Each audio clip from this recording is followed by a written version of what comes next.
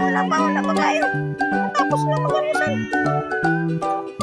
Kala nila kain na naman eh. Pagkatapos lang nila mag-almusal. Aga-aga nag-away yan sila ni Gino eh. Dito.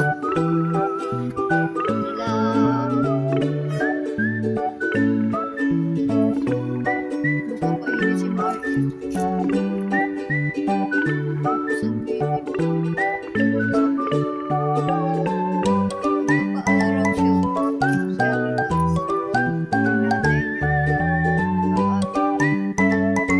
Malamig kasi ngayon dito eh. Kaya ayun, babad sila sa init.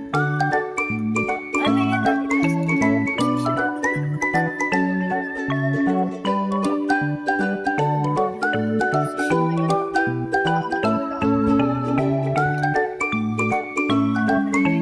Dito si Mama Toxie, hindi na siya umaalis.